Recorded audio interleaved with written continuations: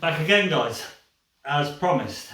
I'm going to try and get a load more done. Been busy with prepping and stuff today, and you might have seen from, like I said, Matrix have been posting about doing some questions into me tomorrow.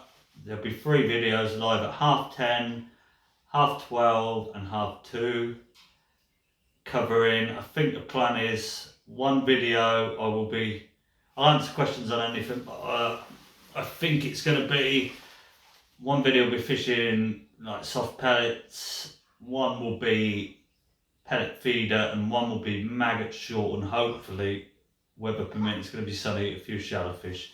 So make sure you're tuned in tomorrow. I'm sure Matrix will remind you anyway, but there'll be them to look forward to. When I was talking about what I've got coming up last video, just a couple of little bits I've forgotten. There's a rod only match on the 12th of April. I'm really looking forward to, on 2 islands at Floatfish. Sound a bit different. Now, let me just go and let the dog out and I'll be back with you. Right, you're staying up there.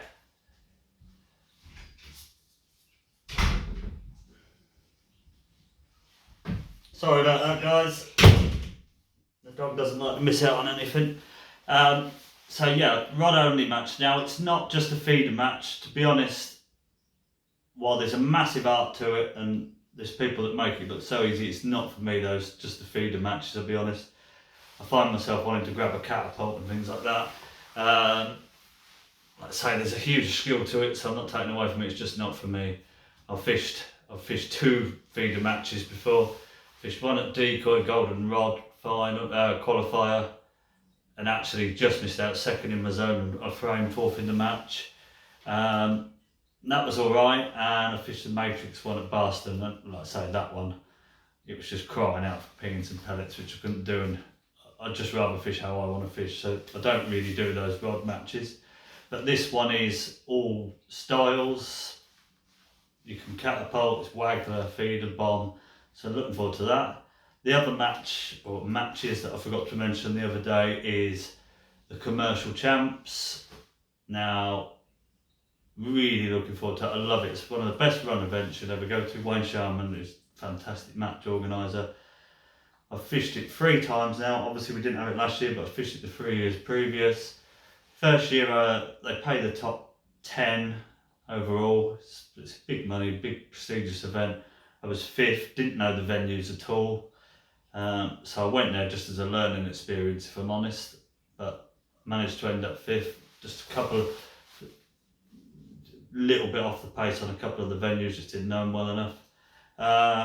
The second year, to be honest, wasn't great, didn't draw very well at times, didn't fish very well at times. But it was really memorable to me that year.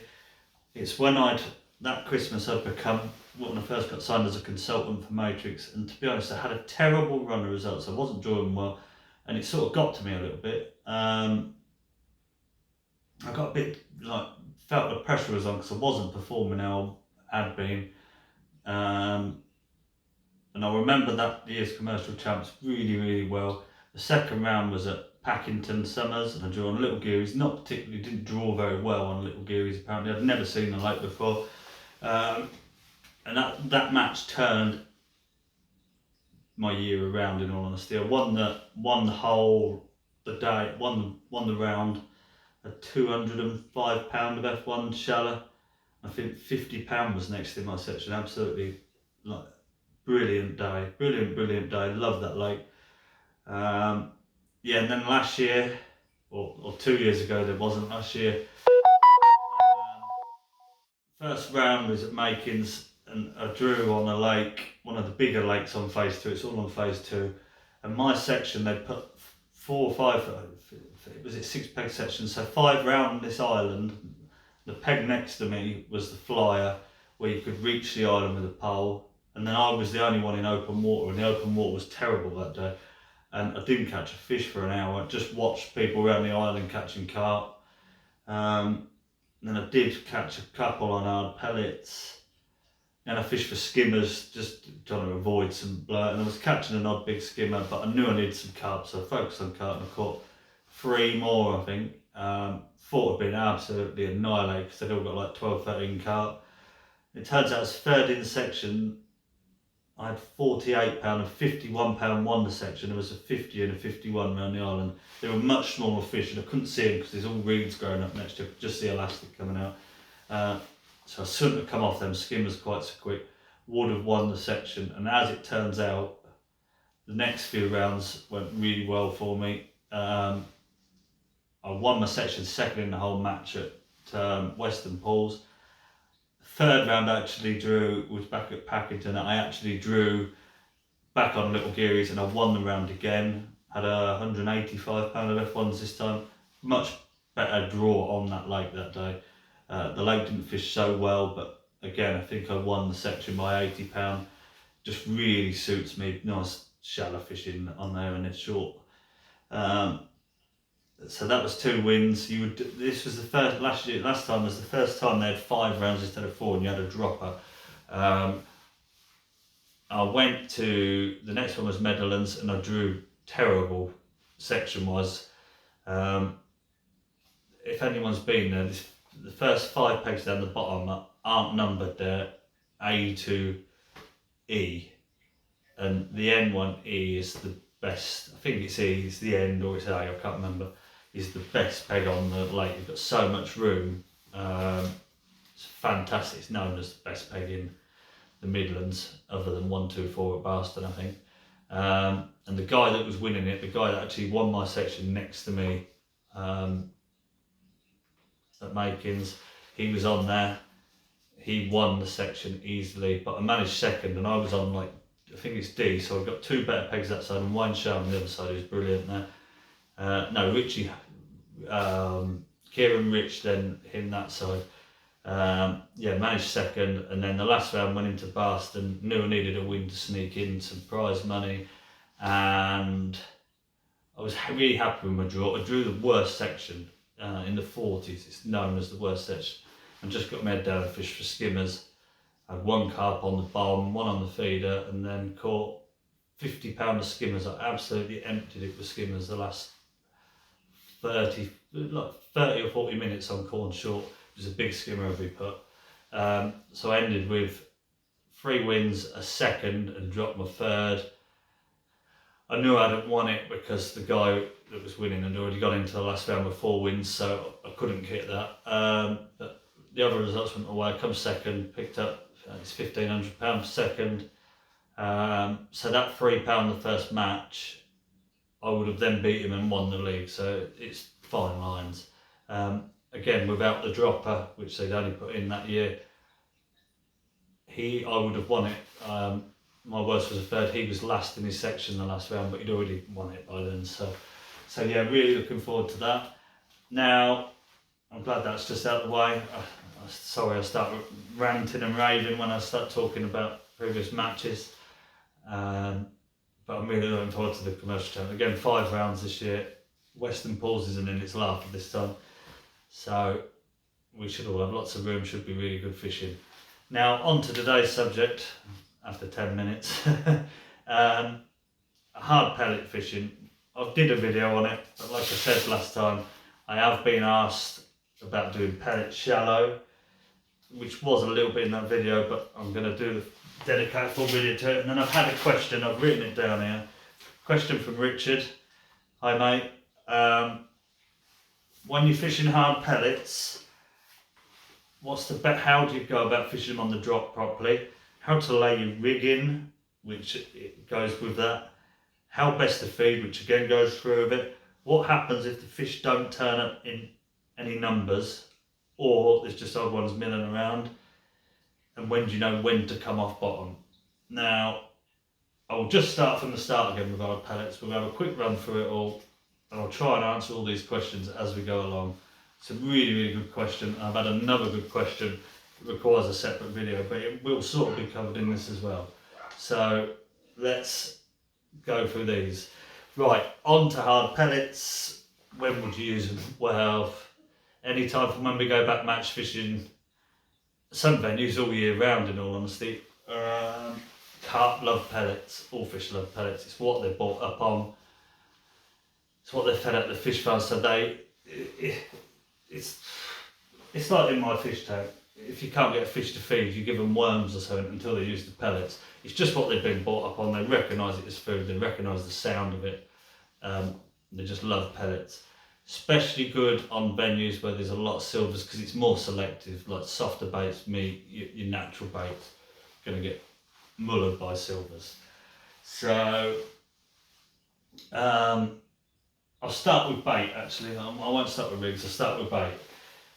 Obviously, fishery pellets. If you've got to use fishery pellets, you've got to use fishery pellets. Worth, I haven't bought it in, really ill prepared. Worth carrying some oil. Some float a little bit. You don't want to be damping them down. It makes them. It's not having the effect. Like the noise isn't the same, and it's making them a bit softer, which defeats the object.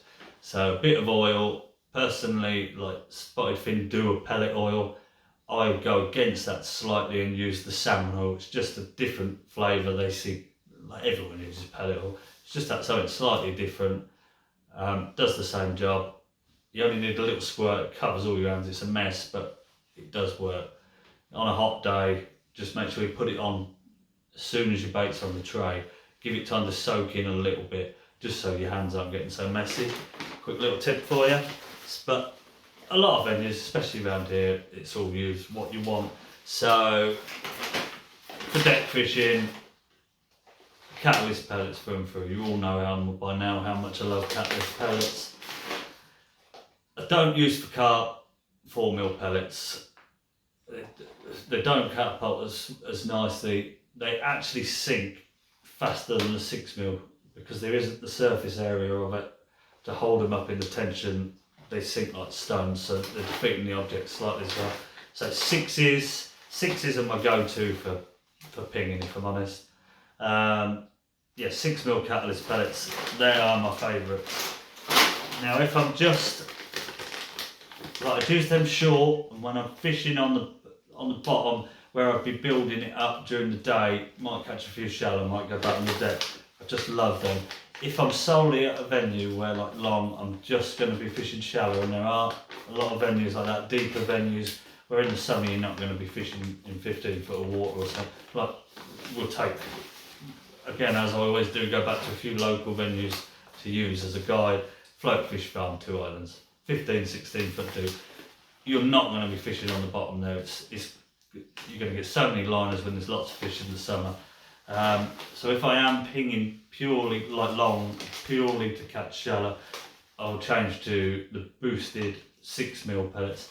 These are, I believe, they're coppins, but not like a coppiny pellet like the Catalyst ones. These are different makeup. They're a lot lighter. They hang in the surface tension a little bit. Like what we're saying with some fishery pellets, you want them to sink. These are gonna sit in the tension very briefly and then sink, only for like a second or two, but it's going to help bring them fish up for shallow fishing. So always 6 mils for doing that. I would, like for fishing short, it is slightly different. I could potentially throw 8 mils. I would take 6 and 8s with me for fishing hard pellet short, which I'll get onto. The only other bait, the boosted krill, the red pellets. I don't know if you can see them. Like these in a 6 mil, great for swinging at fish, dobbing, and I use them almost exclusively. I've always found them to be better than a white one on the hook for fishing shallow. And I think it has something to do with like when the fish is coming up shallow, that dark is a good silhouette against the sky, because it's going to be sunny if you're fishing shallow and stuff generally. It's just a stand out like a darker silhouette, and they just pick it out that bit quicker. And honestly, I've tried it swapping between the two in a match, and it's to the point where I would never use anything other than one of those on the hook for shark fishing. So that is the bait. It's really simple. Like the spotted fin ones, you reseal the bag. You're not wasting a lot, especially if these you don't need to put oil or anything on. So you just, what's in the bait tub at the end, as long as it hasn't been raining, just tip it straight back in. So that is bait sorting. Like I say, it is really simple. It's as it says, pellet fishing. So getting on to rigs and like tackle.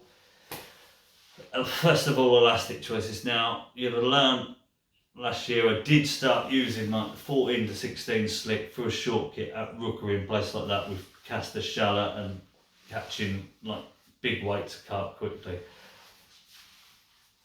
For me, for pellet fishing, you're going to be fishing for an odd big fish or like short, doing a weight of big fish. I don't use the short kits for that, it's not right at all. We'll start up in the water, we'll start shallow. So they are on in a power kit, 14 to 16 slick. I'm just cleaning all my top kits at the moment, so I haven't got any elastics to show you them on. But 14 to 16 slick, got some floats here for you. Now these are subject to change because I've just been laid in the bath and I have seen some patterns that I think are going to be even better, but this is what I've been using for the last few years. So I will carry on with this. Just emailed someone about some floats. So now for shallow fishing, I would have 2 or 3 rigs set up depending on how deep the water is. First 2, we'll start at the top. 0.2 dibber, one of the Malman's MTD dibbers. 0.2 because you don't want a 0.1, not like with casters and stuff. You're going to be fishing this on quite a long line. Remember, we're fishing for big carp here. The shallower they come, the spookier they're going to be with your tip. There's not going to be loads of them there, not like where you're throwing casters and they don't sit in the bait like with that.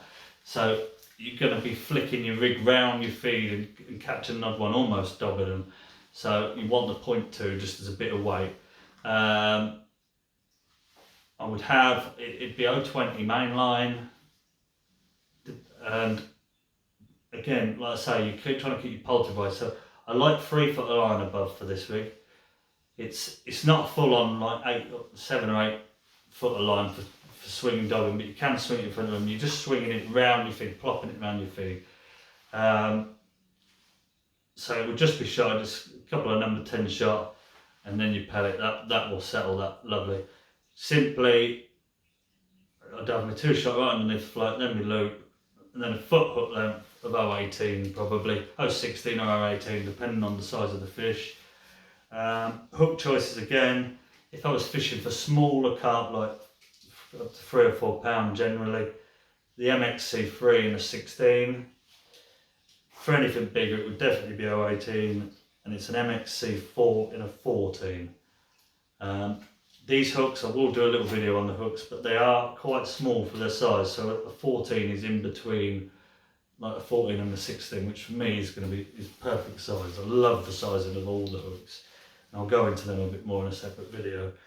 So that would be that rig covered. Just a bait band, obviously, just your pellets in a bait band. I'm not one for lassoing or anything like that. Second rig, again, I am looking at these other floats, but this is what I've been using quite happily. 0.3 Mojo, Malman's Mojo. Now this is going to be for like 2.5 foot deep. So the foot hook length again, all the same setup. And then I just simply have a 0.2 Olivet. And I don't even have a shot, it just stops on the hook length knot, slides up and down the line. And when you slap that over, because this is more slapping than the other one, just because you're that bit deep, you're trying to make that noise, you're not flicking it in front of fish. So say 2 to 2.5 foot, this is the best one, like float fishing stuff, this is the one I catch more fish on. Unless it's really hot and like say you're swinging at them more. Yeah, just a 0.2 Olivet, and that is it. And when you flick that over, that makes exactly the same plot as a pellet. Not like a little group of shot where it makes it doesn't make such a plop as a little Olivet. So definitely try just an inline Olivet. Don't fix it. Like I say, it just slides up and down, but which again helps with the motion of the slapping. With this 2 foot of line, they're going to be a bit more under the pole top because you're that bit deeper, and you slap it just helps slap it a little bit easier. Now, they would be the only 2 rigs for shallow, unless I'm fishing somewhere like, again, I keep going back to float fish. This is where I do a lot of this fishing. you can catch there where it's 15 foot deep, like 4, 5, 6 foot. I just use one of these diamonds, 414. It's the Snake 2 or something, I think it is. Just a bulk at mid depth and one dropper. So a bulk 2 foot from the hook, one dropper a foot. It's just, there's no point having it all spread out. If they're sitting higher, you'd use one of the other rigs. So it's getting it past where that rig is, and then it's falling past there. So that again, you wouldn't need such a long line with this because you're deeper down, they're not going to see the pole top. So that is the shallow rigs covered.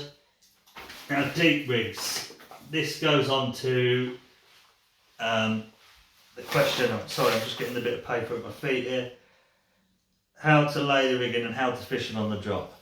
Now for fishing long, on a shallower water, and I'd have this one set up for short as well, like in 4, 5, 6 foot, a rube carbon stem. This is one of the things I'm trying, when I say I need to get out and do a video on the bank. I can't show you how this works properly without being on the bank, but the carbon is going to tilt like that. With a say 412 in perfect conditions where there's only a tiny bit of wind, you'd have strung out number 11s, and you would see each one like that. And if your float goes away, that's one taking it on the drop. For bank conditions, or when you're fishing wire and you're lowering it down, you're not going to do that, because if you lay your rig into the side, the float's going to cock straight away. Until that line's down there, that fish could be moving around all over the place. It's not going to show up on your float. I do want to get out and show you that. So yeah, carbon stem, let's say 412, 414. If I was stepping up to 414 where it's slightly worse, I'd have a bolt and a couple of droppers just to make it that bit more stable. It will still read up like that. Nice short line. Again, conditions allowing, I'd fish like 8 inches a line. I wouldn't have a long line, and a back shot halfway, which helps hold it as you're tilting it through. So we will get out on, I'll go up the village pond and get my wife to film me if nothing else, so we can just show that happening. It's vitally important, and you'll often hear me talking about using a carbon stem for that reason. So that would be for long, short in good conditions, on the shallower waters where we'd be picking pellets.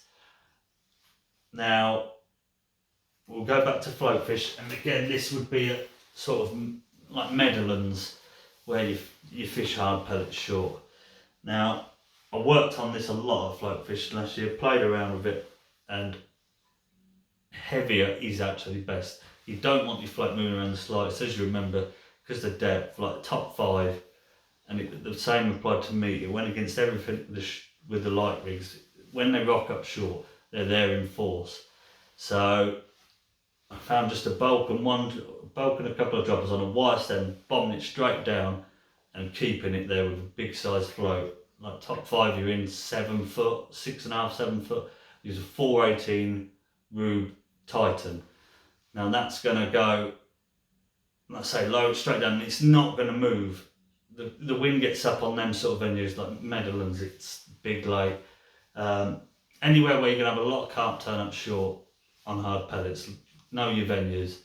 You want to be lowering that down and it just being steady, and if the wind gets up, it's not going to affect it and drag through. You don't want to be foul hooking these great big things.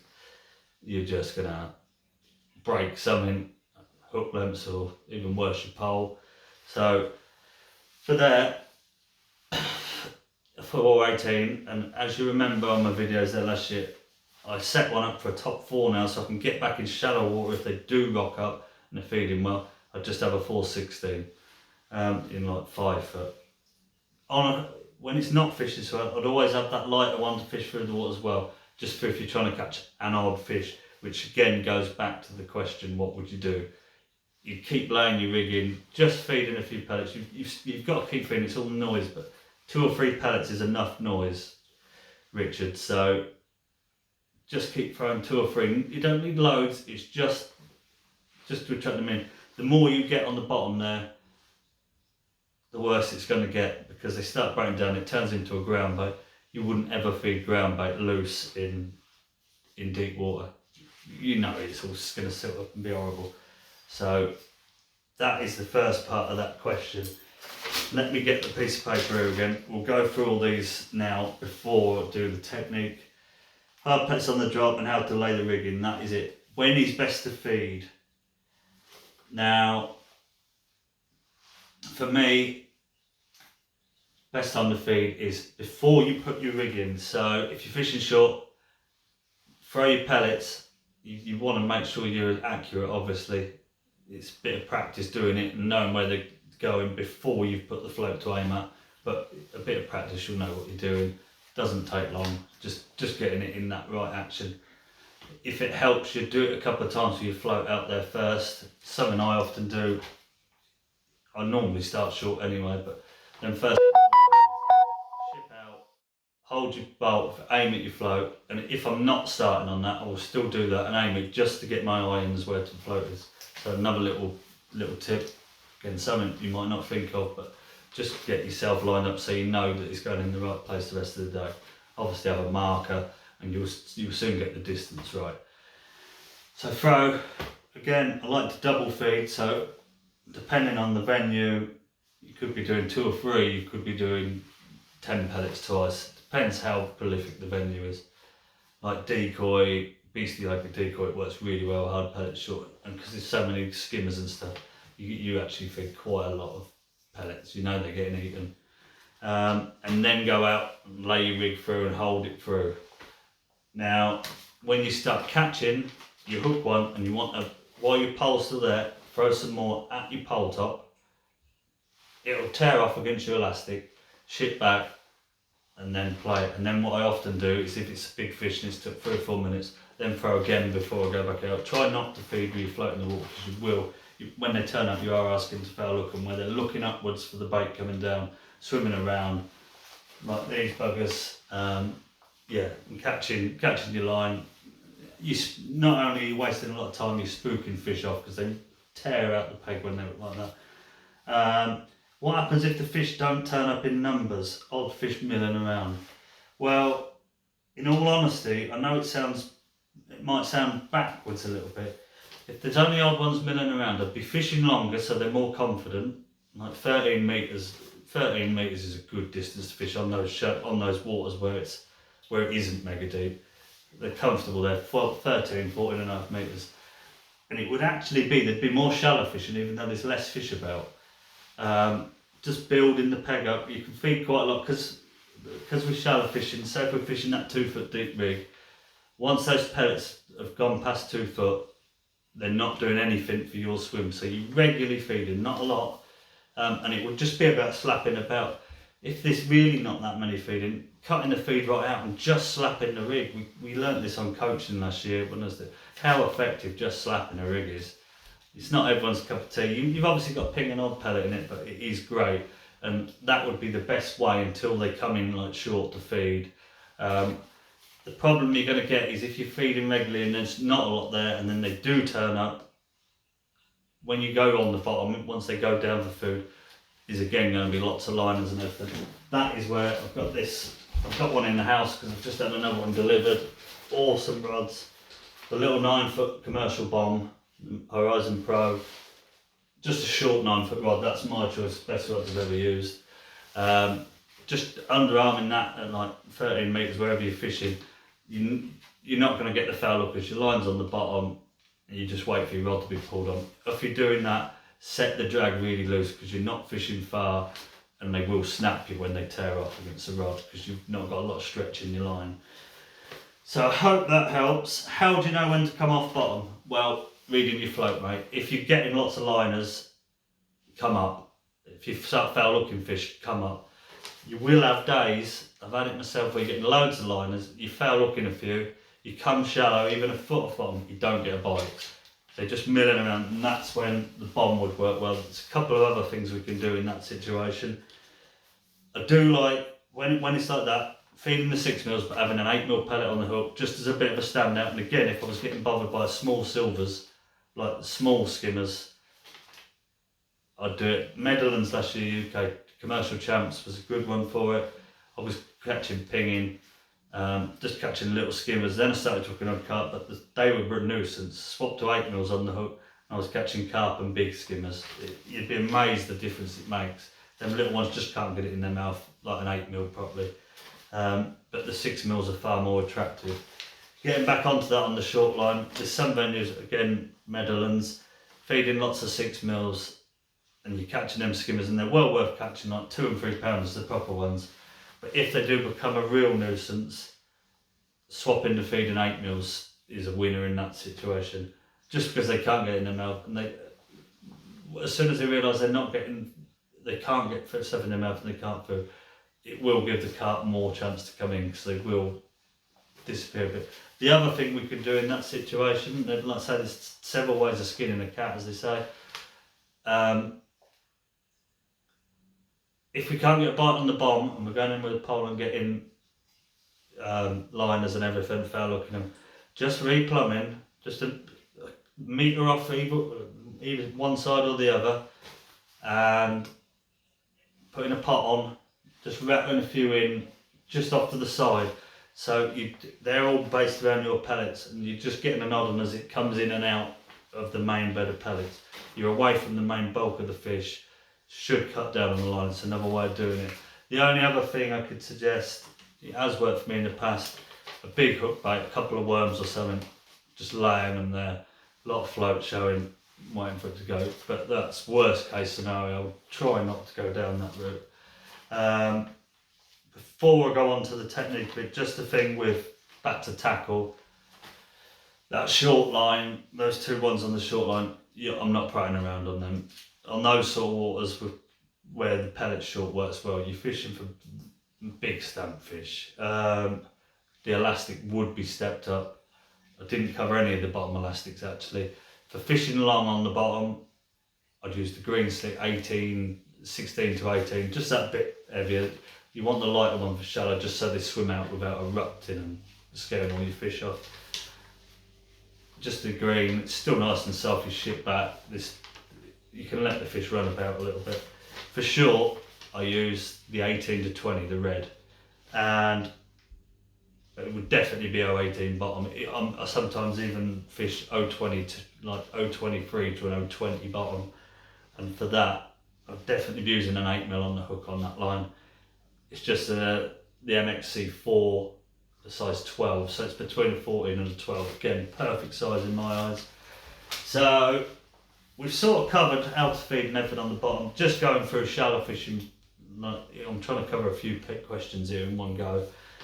Going shallow, the technique for it. You're going to feed, do it when your pole's out there. Go out, slap the pole over, and with pellets, you're going to be fishing longer. Like I say, you're fishing for an odd big one coming in. So 13, 14 metres, 16, it's worth being able to go 16 even as they back away from your feed. What you want to do is look round, see where everyone else around you is fishing. You want to be just that bit further. If you can put another section on and go past them, and there's no limits, that's the way to do it.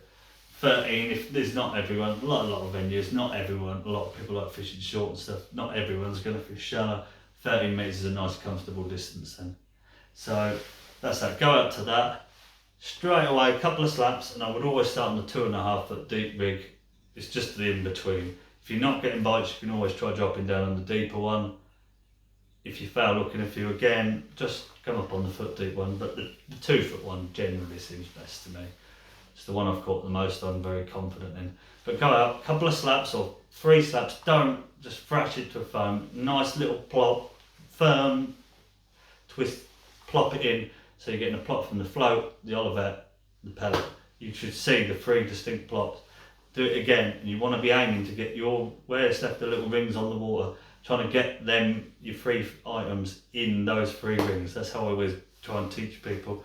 So they're homing in on that bit, because there's no bait there, it's just going in the sand. If you haven't had a bite, feed 3 or 4 pellets, feed it again, and then repeat the process. And it is just getting into a rhythm. You watch some really good people like pellet shallow anglers. John Winkup's amazing at it. He's one of the best at fishing pellet shallow sea, and he's just robotic, and it's so good to watch. But don't be afraid, break, also it goes against what I just said, but you're trying to break the cycle sometimes. Sometimes you feed, and then feed a couple more times. Just try and confuse the fish as well. It's just all about making constant noise, but try and confuse them. Again, you might be feeding, cut the feeding out for 10 minutes, you feel there's something there and you're not getting a bite, just have 10 minutes slapping, or 5 minutes slapping, but then you've got to start introducing the feed to hold them there.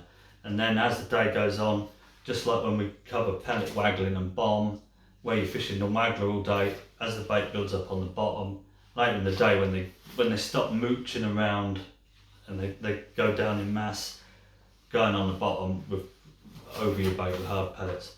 But like I say, you are going to have a problem then. Once they start feeding, it'd be good for a few, but as soon as I started catching on the bottom there, I would start throwing short, ready to come short quite quickly, just because it makes it easier, because you're closer to yourself, you're going to keep the fish down. It's one of the best rules with any sort of fishing. The closer to yourself you fish, the less confident they're going to be, and they're not going to come cruising at mid-level, they're going to sneak in low. And it applies to all sorts of fishing, like maggot fishing, like in the edge. I had it, Lake Ross a couple of years ago, won the last round of the Winter League, won the league, had an unbelievable day for February, had 170 pounds, most of it down the edge. Started off to the next platform at 13 metres, and it was slow, and then all of a sudden halfway through they started to have a feed, caught a few, and then was foul hooking, and we've ended up on a top kit in one section just to force them down, because it's 5 foot in the edge there. Exactly the same principle applies there. Same for F1s, like in the edge, or especially fishing maggot short. If you get too many there, come back section, even if it's the same depth, it's just going to keep them down that bit more. So that is a tip for all the fishing, not just pellet fishing, one to bear in mind. Now, I think that's about covered everything. If I have missed something, just let me know. There's been another great question come in, but it warrants, I could have filled it in this one a bit, but it warrants doing a separate video. So I'll do that. The wife's just got out of the bath, so I'm going to cook some tea now. So I can hear her moving about upstairs. So that'll be it for today, but I will get one done in the week while I'm on nights about that, and I will get one on the MX hook range. Thanks for watching. I hope this has been helpful. I'm sure we'll probably have missed something again, but I hope that does help. And until next time, see you then.